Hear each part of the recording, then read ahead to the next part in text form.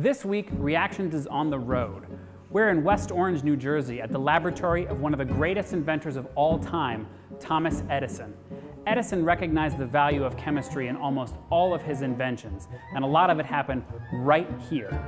The Thomas Edison National Historical Park is practically a giant time capsule. Inside its many buildings are more than 400,000 items dating back to the 1880s. But it's not just the artifacts that make it amazing. It's also a template for modern research and development laboratories everywhere. The West Orange facility was state-of-the-art when it opened in 1887, and Edison's idea was to make it a one-stop shop. You have all that you need here. You have your chemists, you have your machinists, you have your physicists, you have people who know about electronics. And if you're interested in those, getting into those areas, you've got that expertise here. Edison was particularly interested in chemistry. Not only did he build a giant facility for chemical research, he had his own private laboratory in another building. His love dates back to the experiments of his childhood. He was always a chemist. He started as a young child. He had a chemistry lab in his bedroom until a certain accident. His mother sent him to the basement.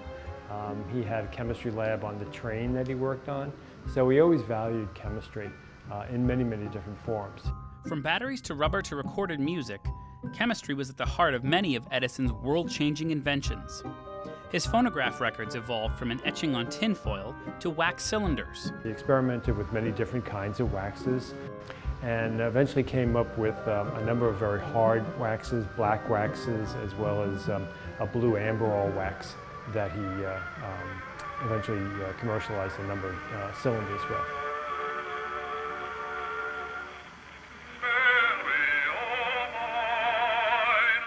Eventually, Edison settled on the more popular disc shape and used various polymers and resins to coat a wooden core. These records were easily mass-produced and highly durable, which was particularly useful for the portable phonographs sold by the Edison Company. Edison's phonographs were the first devices able to reproduce recorded sound. Thanks to Edison, you didn't need to see a live performance. You could get down to hot beats from Enrico Caruso, the Fisk Jubilee Singers, and the Chicago Symphony Orchestra.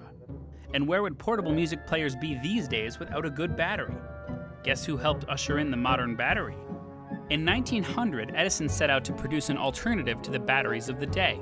Lead-acid batteries at the time were heavy, they were expensive, they would spill acid all over the place. He was looking for a different variant on that. Edison put 9 years worth of work into battery research, dealing with laboratory and commercial failures along the way. Eventually, the Edison storage battery emerged from West Orange in 1909, using a nickel-iron alkaline system that is a precursor to the modern lithium-ion batteries like the one in the phone you might be watching this on.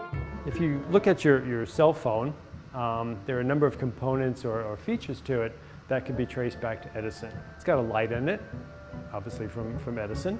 It's got a voice transmitter. It's got recorded music on it, obviously the phonograph itself. It's got images on it. The motion picture camera goes back to Edison as well. And many of those ideas started here in West Orange. That incomparable facility is now a National Historic Chemical Landmark. It's not only a commemoration of Edison and his efforts, but it also highlights the need for innovation and invention. He had tremendous impact on the course of human history. And people should be inspired when they come here to do the same thing. Hopefully this video at least inspired you to hit the subscribe button. For more history, check out our video on 5 black chemists who changed the world. And if you're into inventions, why not check out how artificial snow is made? Thanks for watching, and we're back next week with more chemistry fun and facts.